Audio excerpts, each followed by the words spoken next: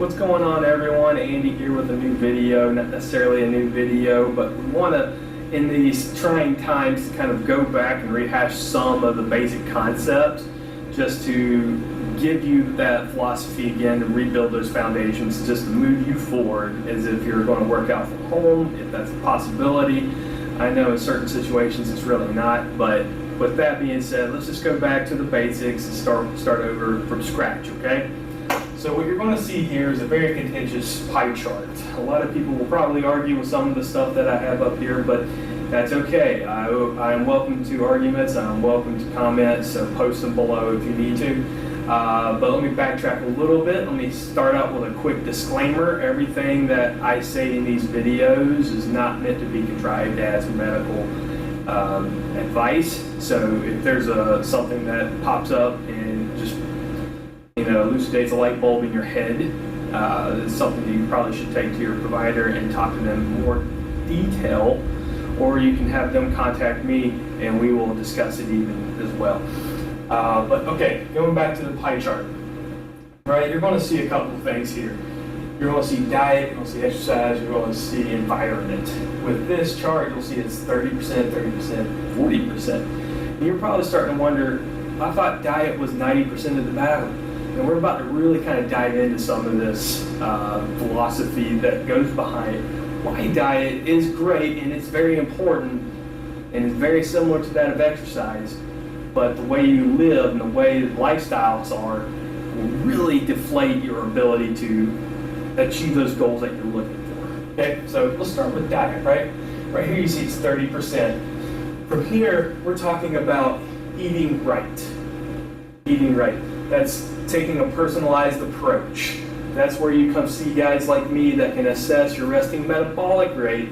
As you take a quick nap, we relate to how many calories you're potentially capable of burning a day. This is through indirect spirometry, not just using the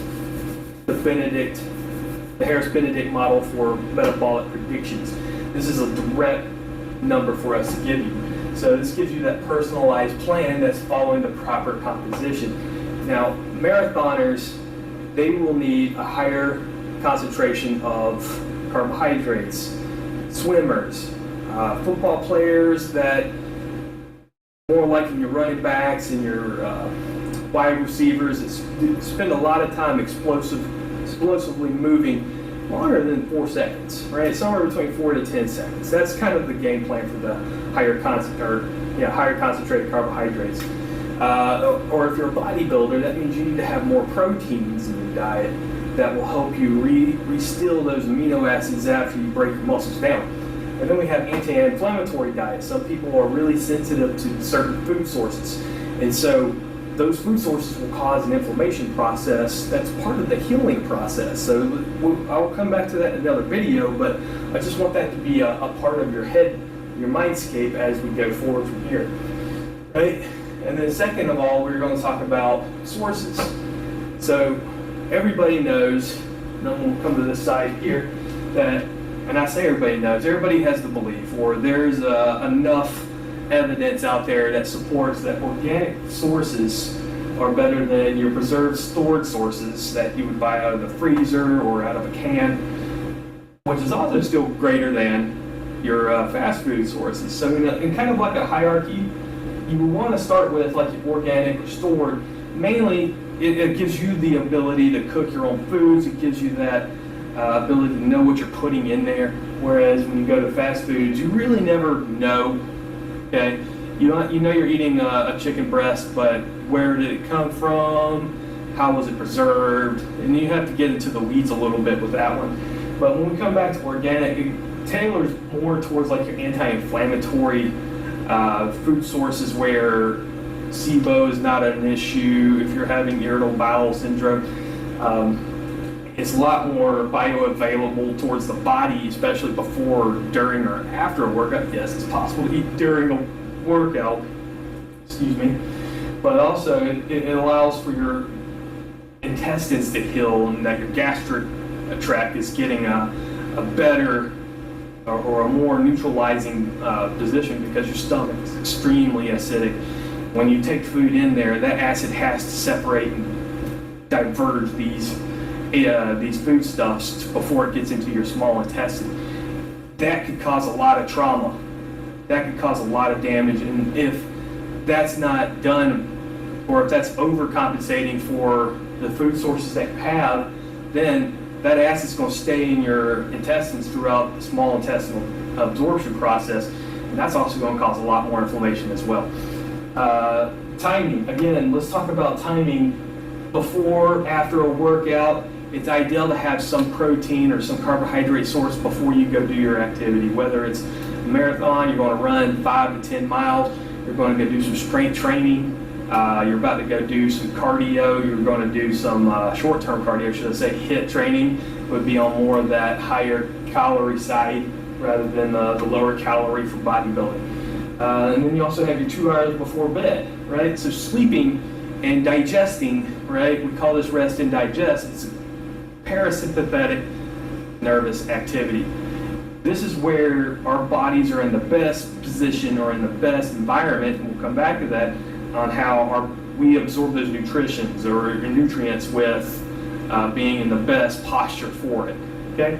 So just to rehash, you're eating right, you've got your personalized plan. Hopefully you're speaking to a professional, or your physician has told you to go see this professional about it, because not all physicians know everything. Sources, you're getting cleaner sources versus the processed sources that may be coming from fast foods. And then the timing, you got to understand that timing is a very quintessential part to nutrition. And I know I only kind of skimmed the surface with it, but this is a broad video where you got to understand the timing before and after a workout, somewhere between an hour before the workout and upwards of an hour after a workout. So you have about a 3-hour period from the time you eat, okay? And then you also have balance that with your proper composition, the amount of calories, the right amount of proteins, the right amount of carbohydrates, and the right amount of fats. And then before bed, you want to ensure that you're giving your body enough time to be in an upright position to allow this digestion to start breaking these acids down, or use these acids to break the food down before it gets into your small intestine. And then you could take your nap or go to sleep for better sympathetic nervous activity. All right, so that's 30%. That's a lot for 30%, right? But again, let's move forward. Exercises, okay, another 30%, but exercises. Not as many bullet points, but does have a lot more philosophy behind it. Where is your exercise program periodized? Now, essentially what periodization means is if you're using the right frequency dose, you're using the proper intensity over the volume. So if you look at a graph, you'll see a greater intensity will elicit fewer reps, or higher reps will elicit a lower intensity for the understanding of power and neurological adaptations, okay? Then the loads.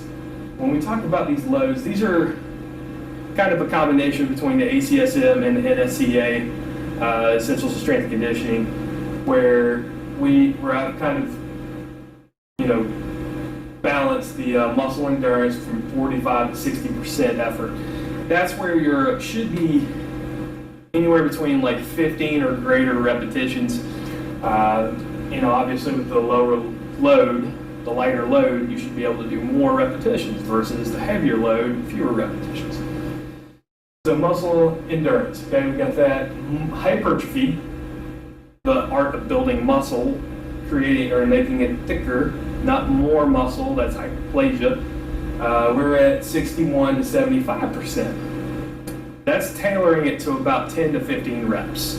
So somewhere in the area at 15 reps, you should be right around 61, 65%, whereas your 10 reppers, 12 reppers should be around 75% per set. Okay? That's not just you show up, you do 12 reps and you're done. No, you're here, this is where you're at. And then you also have your heavy loads, which would be like your 6 or less reps, starting at 76% or greater. Okay, with that, you're going up to about 90%. You're not always trying to hit 100%. That 90%, you should still be able to, push one or squat 1, 2 times tops. If you're able to squat your 90% 3 times, you're either on a roll. Your heart rate variability is great. Your nutrition is on point. Your sleep and rest ratio is amazing. So keep that in mind as you're exercising, especially at home, okay? Because we're going to end up being more here than these two. Most people don't have an in-home gym, so they have to do it bodyweight style. That's where muscle endurance really comes in. All right, and so I got another little side note here where it says muscle size does not equal quality. Okay, size does not equal quality. Muscle size does not equal muscle quality. So keep that in mind when I go into my next series of videos where we talk about insulin resistance, insulin sensitivity, the cross-sectional area of a muscle, and the way how that reacts together. So we got that covered. It's real quick. Again, brushing the surface here, painting with a broad brush. But we're going to move on still going into environment. So I really don't want this video to be longer than 12 minutes. Environment, okay? Now you'll see up here that environment I said was 40%. And here's a lot of the reason. You go work out for 1, maybe 2 hours a day. Perfect. You eat 4 or 5 times a day. All right, let's think about this for a second. Timing. Are you going to, part of your lifestyle, are you going to eat all of these foods somewhere between 400 to 700 calories per meal in a 5-minute or less setting? If you're in the military, more than likely yes. If you're not, probably not. Again, let's go back to that parasympathetic nervous system. Very rest and digest. When you eat foods, that's rest and digest. That's why when you eat and you go on a run, you throw it up, because autoregulation, the blood circulation changes to the working tissue. So with that being said, your lifestyle really plays a huge key component to the way how you digest foods, the way how you eat your foods, and the way how you exercise those calories. So looking at the lifestyle, are you working a sedentary job? Are you a couch potato? And I said right here, greater than 3 hours at a time. There is a such thing known as a sedentary syndrome. It's where we sit down for an extended period. We're watching our favorite shows, we're snacking, we're playing video games. We get off work at like 5, we start doing this at 6, we don't go to bed till midnight. Again, we just passed up 6 hours there, sitting, being a couch potato, doing fun stuff, okay? With that, right? Or are you always on the go? Right? Are you a professional? Are you in the medical society where you wake up at 6 in the morning, you're hoping to get a workout in, and then from 7 o'clock beyond, you're going from room to room, talking to these patients, trying to get as much information, going to relate it to the nurses so they can make sure that the notes are being taken properly and that the patients are being cared for. The next thing you know, it's time to go home. So again, if you're always on the go, digestion, very rest and digest. But if you're on the go, it's very flight or flight. You're very sympathetic in those movements. So your food is not going to digest that well. You're going to cause a lot of IBS. You're going to disrupt your stool movements. You're going to disrupt the way how your food just absorbs nutrition altogether. So you got to be able to time and balance that well. So the next thing, anxiety, nervousness, depression, kind of going back into that parasympathetic, sympathetic, autonomic nervous system.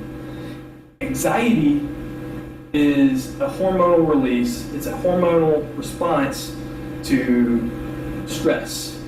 It's as simply put, stress can be anything. It can be weightlifting. It can be running for an extended period of time. It can be your girlfriend doesn't come home till late, or your kids don't want to study their homework. It could be any of that in between. It could be not knowing what to eat next. It could be not planning those times, planning those steps. That can increase this nervousness. You know, we're going through a very nervous time right now. My parents are in the baby boomer generation. So taking my kids to see my parents, is that going to be a life-threatening situation? I don't know. That increases my nervousness. That increases my anxiety. Depression, again, is very opposite towards those, because anxiety is up, very sympathetic, keeping you going. Your heart can't sleep. Your circadian rhythm is disrupted. And so now we're going to talk about depression. Depression is the flip side of that, where you're always down, you sleep more, you try to avoid a lot of these stressors because it just upsets you, right? So it changes you from a sympathetic to a parasympathetic nervous state where you're less mobile, you're less moving, you're less connecting with people, you're more introverted, should I say. If you're an extrovert and you become an introvert, like me right now, you get depressed. So you end up sitting more, you end up working from home, you end up not being on the go as much, swinging that pendulum all the way towards the opposite extreme side. So with that, it's very important to understand the way how even depression can augment the way how you digest foods. It directly interferes with the way how you exercise. If you're not in the mood for it, you're not going to do it, okay? And these are those times where I usually like to tell my clients and patients, if you're really that depressed right now, if you're really having that hard time, let's get together for a little bit, talk through it, let's figure out the root here. Maybe do a little stretching, a little mobility exercise to get the heart rate going, but at the same time, it's not super intensive. They're getting the ability to diffuse themselves, and they're also allowing that connection, that one-on-one interaction to help them feel better. So there is a trade-off. If you're really depressed, let's talk about it. We don't have to work out. If you're depressed, but the kind of person that wants to work it off, let's make this the best workout ever. So there's a dichotomy where sleep versus rest. And I will do a whole nother video on this one because there's just way too much to cover. And again, this very short, painting with a broad brush type video. But sleep versus rest. Okay, sleep, you're going to sleep.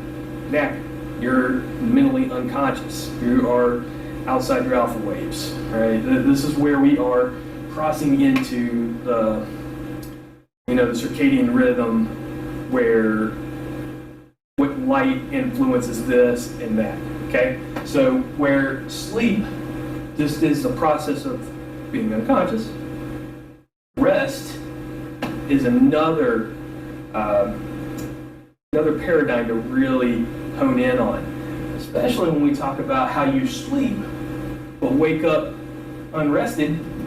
Maybe you went to sleep because you were anxious, or you ate within a 2-hour period, and so your sleep during your parasympathetic digestion set, you were digesting a lot more acid that your bicarbonate produced for. So with that would interrupt or disrupt your sleep or your rest. Or are you always on the go? So you wake up at 5, again, going back to the physician model, you wake up at 5, you exercise, you go to work, you forget about lunch, you forget about breakfast, you forget about an afternoon snack, then you go home and you slam 1,100, 2,000 calories. That's also going to disrupt a lot of this digestion process because your gut adapts the same way your muscles do.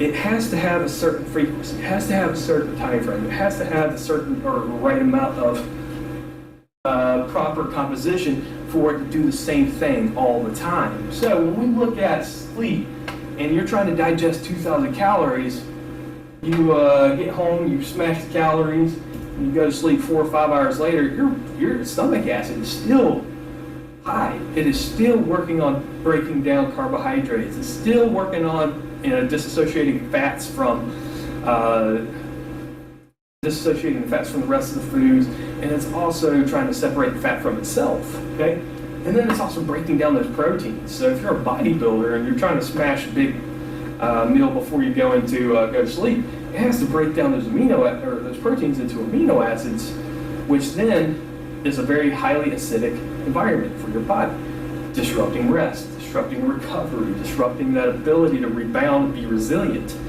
A lot of our words. So when we go into sleep, we want to make sure we're following some certain things here. Get away from your cell phones, right? There's a lot of research that suggests that blue light, when we look at the color spectrum, we always have red, yellow, and blue, or red, green, blue, whatever. The blue disrupts a lot of your circadian rhythm. That's why it's important to go outside sometimes throughout the day, maybe for 15 minutes at a time so you can see the sun. You get those blue lights in that blue spectrum because that's what happens. You see the blue sky. That's blue light refraction there. It's coming into you, you're absorbing it, you're getting it, your body, your natural clock is looking at that time frame. Then when night goes down, or the sun goes down, and night comes out, that blue light is gone. Back when we're hunter-gatherers, that was the opportunity for our bodies to start releasing melatonin. That melatonin would then start tiring us out, we're ready to go to sleep. We go to sleep, you could be sleeping on a rock and you wake up rested. So keep that in mind. That's the reason why when I say environment is 40%, the overall spectrum here, painting with a broad brush, that's why, okay? So if you've got any questions, leave them down in the comments. Sorry if this video lasted too long and I lost you, but if you're still here, great. Sorry if I spoke really fast at some points. That's why it's a video, you can rewatch it. Secondary, you can always ask questions again. So like, subscribe, wait for more content to come out, and see you later.